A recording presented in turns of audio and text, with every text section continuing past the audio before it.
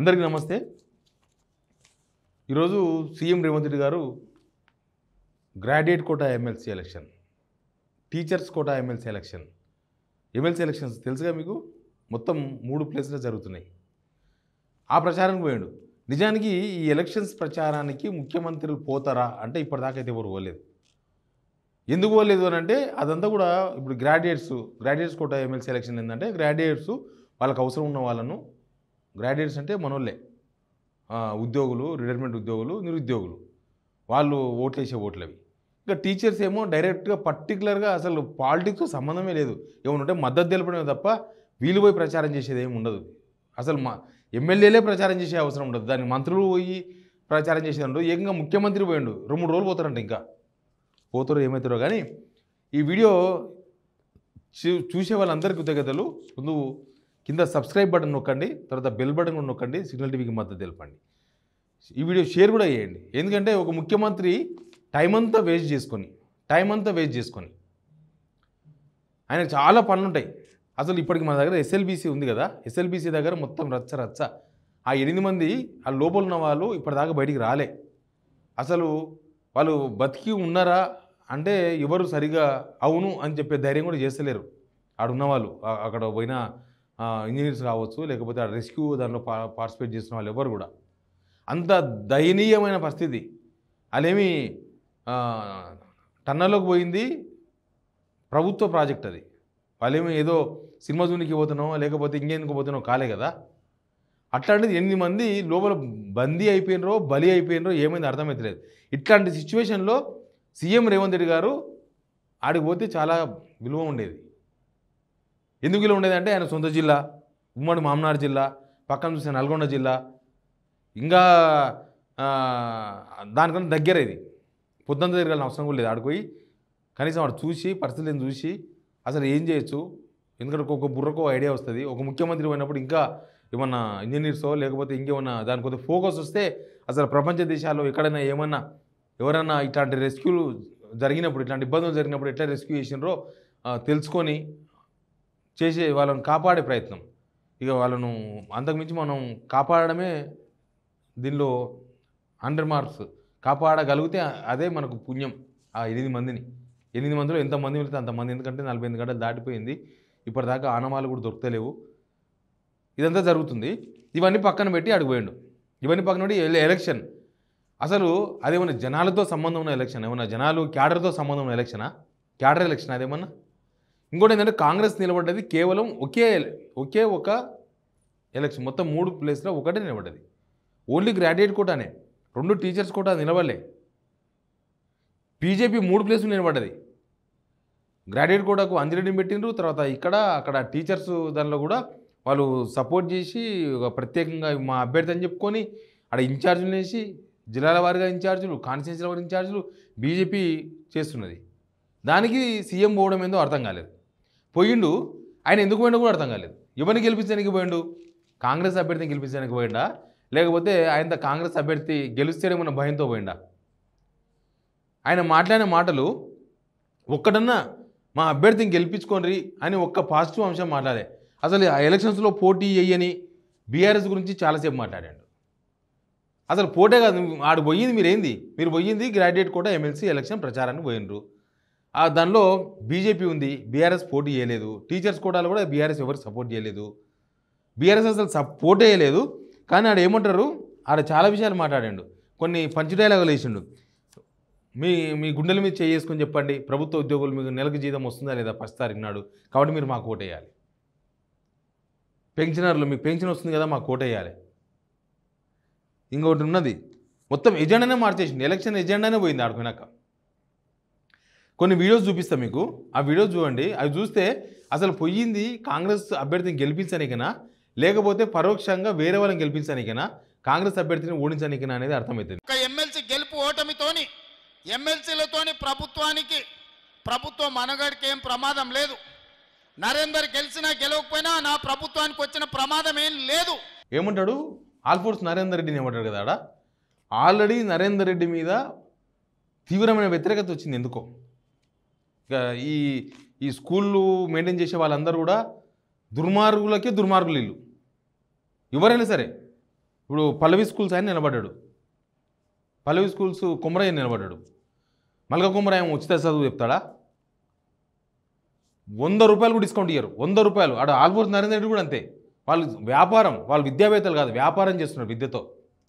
విద్యావేత్తలు వేరు, విద్యా వ్యాపారస్తులు వేరు. వీళ్ళిద్దరు విద్యా వ్యాపారస్తులే. ఆ విద్యా వ్యాపారస్తులకే టికెట్లు ఇచ్చింది. బీజేపీ ఏమో టీచర్స్ కోటా ఇచ్చింది మల్క కుమరాయ్కు, కాంగ్రెస్ ఏమో ఆల్ఫోర్స్ కాలేజెస్ నరేంద్ర రెడ్డికి ఇచ్చింది గ్రాడ్యుయేట్ కోటా. వీళ్ళెవ్వరూ ఆయన టీచర్స్ తరఫున పోరాడింది లేదు, ఈయన గ్రాడ్యుయేట్ తరఫున పోరాడింది లేదు. ఇంకా అటు పోయి ఏమంటాడు, ఆల్మోస్ట్ నరేంద్ర రెడ్డి గెలిచినా ఓడిపోయినా మన గవర్నమెంట్కి వచ్చిన డోకా లేదు. మరి ఎందుకు పోయిన మీరు అడిగి, ఎందుకు పోయినరు ప్రచారానికి, ఎందుకు పోయినరు? ఇప్పుడు నరేందర్ రెడ్డి గెలిస్తేనంట నిరుద్యోగులకు ప్రభుత్వానికి మధ్య వారధిలో ఉంటాయంట ఆయన. ఇప్పుడు ఒక ఆయన గెలిపించిండు ఆల్రెడీ గ్రాడ్యుయేట్ కోటాల కాంగ్రెస్ నుంచి. ఆయన వారధిగా నిలిచి అసలు నిరుద్యోగులను కాలు కింద పెట్టినేస్తాడు.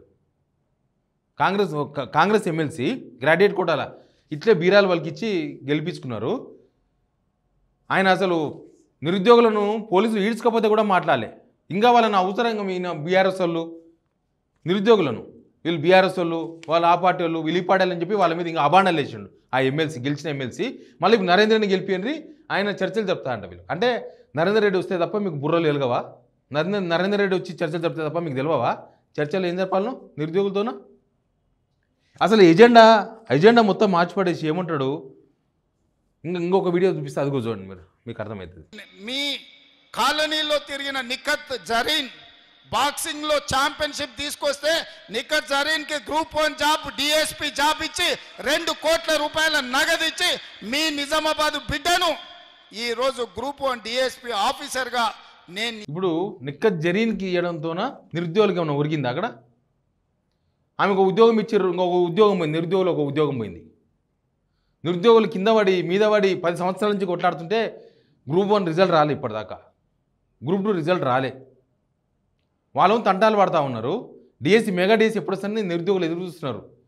వాళ్ళ గురించి మాట్లాడరు, ఉద్యోగాలు ఇచ్చిన వాళ్ళ గురించి. వీళ్ళు ఉద్యోగం ఇచ్చిండ్రట, అది ఒక గౌరవం కోసం ఇచ్చింది, అంతేగాని నిరుద్యోగులు బాగుపడికనో లేకపోతే ఆమెకు ఉద్యోగం లేకనో లేకపోతే ఆమె ఉద్యోగం లేక బతకలేకనో కాదు కదా మీరు ఇచ్చింది.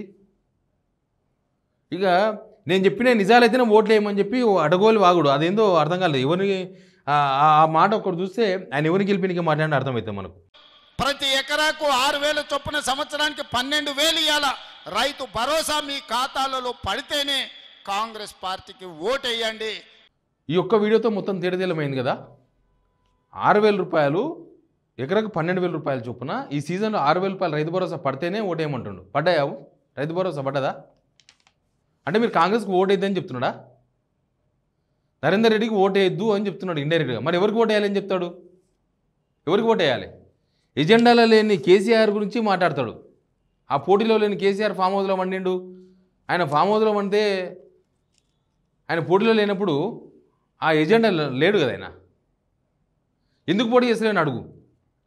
మీ ఓట్లు ఎవరికి వేస్తారు చెప్పండి. మీ ఓట్లు టీచర్లు ఎవరికి వేస్తారో చెప్పండి. మీరు ఇప్పుడు కాంగ్రెస్ నిలబడలే, 2 టీచర్స్ దానిలో కాంగ్రెస్ ఎవరికి సపోర్ట్ చేస్తలేదు. మరి కాంగ్రెస్లో ఎవరికి లేరా? మరి వాళ్ళు ఎవరికి సపోర్ట్ చేయాలి? వాళ్ళు ఎవరికి ఓట్లు వేయాలి? ఇప్పుడు గ్రాడ్యుయేట్ అంటే బీఆర్ఎస్ గ్రాడ్యుయేట్లు ఎవరికి ఓటేయాలి? కాంగ్రెస్ ఓడించాలని చూస్తున్నారంట. వాళ్ళు ఎవరు ప్రచారం అయితే ఏం చేస్తలేరు కానీ అట్లా మాట్లాడుతున్నాడు. రైతు భరోసా వచ్చిన వాళ్ళు కాంగ్రెస్కి ఓటేయమంటున్నాడు. అన్నీ ఇట్లాంటివే. ప్రభుత్వ ఉద్యోగులు ఇందాక చెప్పినాక మీ గుండెల మీద చేసుకుని ఆలోచించమంటాడు. ఓడిపోయినా నా ప్రభుత్వానికి ఇబ్బంది లేదంటాడు. కరెంటు నీళ్ళ గురించి కూడా మాట్లాడాడు, అది కూడా వినిపిస్తాం మీకు. కరెంటు నీళ్ళు వస్తున్నాయంట, కరెంటు వస్తుందంట, ఓట్లేయమంటున్నాడు. కరెంటు రైతు రుణమాఫీ చేసుంటేనే లెక్కలు చూసి మరి కాంగ్రెస్ పార్టీకి ఓటేయండి. ఒకవేళ 2 లక్షల రూపాయల వరకు 25,50,000 మంది రైతులకు 21,000 కోట్ల రూపాయల రైతు రుణమాఫీ చేసింది నిజమైతేనే ఇవాళ కాంగ్రెస్ పార్టీకి ఓటేయండి. ఇదే కాదు, ఇవాళ రైతు భరోసాలో ప్రతి ఎకరాకు 6,000 చొప్పున సంవత్సరానికి. అది ఆల్రెడీ విన్నాం. రుణమాఫీ అయితేనే ఓటేయమంటున్నాడు. 2 లక్షల లోపు రుణమాఫీ కాలేదు, 30% రుణమాఫీ చేసిండ్రు, 70% రైతులకు రుణమాఫీ కాలేదని రైతులంతా తల్లడిల్లుతున్నారు. ఇంకా నిజామాబాద్లో ఎస్పెషల్లీ, ఎందుకంటే నిజామాబాద్లో రైతులు బాగుంటారు, ఆడ పసుపు గిసుపు బాగా పండిస్తుంటారు. వాళ్ళకు రుణమాఫీ చేసామని చెప్తున్నాడు. రుణమాఫీ మన రాష్ట్రంలో మొత్తం అయ్యిందే 35%. రుణమాఫీ అయిన వాళ్ళు ఓటేయమంటున్నాడు, రుణమాఫీ కాని వాళ్ళు మాకు వద్దంటున్నాడు. అసలు ఏంది ఎజెండా ఏంది? కాంగ్రెస్ అభ్యర్థిని గెలిపించాలన్నా, లేకపోతే కాంగ్రెస్ అభ్యర్థిని ఓడించని ఇంకొకరు సపోర్ట్ చేసే విధంగా మాట్లాడుతున్నాడా? ఎక్కడో ఢిల్లీ అంశాలు మాట్లాడుతున్నాడు. ఢిల్లీలో అంశాలు, ఢిల్లీలో కిషన్ రెడ్డి అంట మూసీకి డబ్బులు ఇవ్వద్దని చెప్పిందంట, కిషన్ రెడ్డిని మెట్రో ఇవ్వద్దని చెప్పిందంట. అవి గ్రాడ్యుయేట్లకు సంబంధం లేదు రేవంత్ రెడ్డి గారు. మీరు ఏడవైనా అదే పాటనా? పెళ్ళికి అదే పాట, సావుకి అదే పాట, అన్నిటికీ అదే పాటనా? ట్యూన్ మార్చాలే కదా సందర్భాన్ని బట్టి. ఢిల్లీ సంఘటనలు చెప్తున్నాడు. అసలు నిరుద్యోగులకు మీరు 50,000 ఉద్యోగాలు ఇచ్చింది చెప్పుకోలేకపోతున్నారు. అంటే మీరు 50,000 ఉద్యోగాలు ఇచ్చింది జనాలకు అర్థమైపోయింది, మీరు 50,000 ఉద్యోగాలు భర్తీ చేయలేదు, ఆ విషయం గుర్తు చేయొద్దని వదిలేసిండ్రా? లేకపోతే మెగా డిఎస్ చేస్తామన్నారు, ఇప్పటిదాకా వేయలేదు, 11,000 ఉద్యోగాలు భర్తీ చేసారు, ఇంకా 14,000 మెగా డిఎస్ వేయాల్సింది, అది వేస్తామని చెప్పొచ్చు కదా, ఎప్పుడు వేస్తామో చెప్పొచ్చు కదా. లేదు ఇప్పటిదాకా భర్తీ అయిన చాలా ఉద్యోగులకు జీతాలు ఇస్తలేరు, ఎల్బీ స్టేడియంకి పిలిచి వినతి పత్రాలు ఇచ్చి వాళ్ళకి జీతాలు పడతలేవు మెడికల్ ఫీల్డ్లో. దాని గురించి మాట్లాడచ్చు కదా. సార్ గ్రాడ్యుయేట్లకు మీరు ఒక ప్రభుత్వ పెద్దగా లేకపోతే ఒక ముఖ్యమంత్రిగా ఏం చెప్పదలుచుకున్నారు? ఏడుకుపోయిన గ్రాడ్యుయేట్లకు రాజకీయం ఎందుకు? గ్రాడ్యుయేట్లకు మీరు ఏం చెప్తారు? ప్రభుత్వం ఏం చేసింది చెప్పండి, మేము మీకు ఓటేస్తే ఏం చేస్తారు చెప్పండి. లేకపోతే మీ ప్రత్యర్థి బీజేపీ ఎందుకు ఓటు వేయకూడదో చెప్పండి. ఎజెండా మిస్ అయింది, కానీ ఆయన ఎజెండా అమలైంది. ఆయన ఏం ఎజెండా అనుకుంటున్నాడో, అసలు కాంగ్రెస్ అభ్యర్థిని ఓడించాలనే ఎజెండాతో రేవంత్ రెడ్డి పోయిండేమో అడిగి అనిపిస్తుంది చూస్తుంటే. కాంగ్రెస్ అభ్యర్థి ఓడాలంటే బీజేపీ అభ్యర్థి గెలవాలని అర్థం గుర్తుంది కదా. Please subscribe signal TV.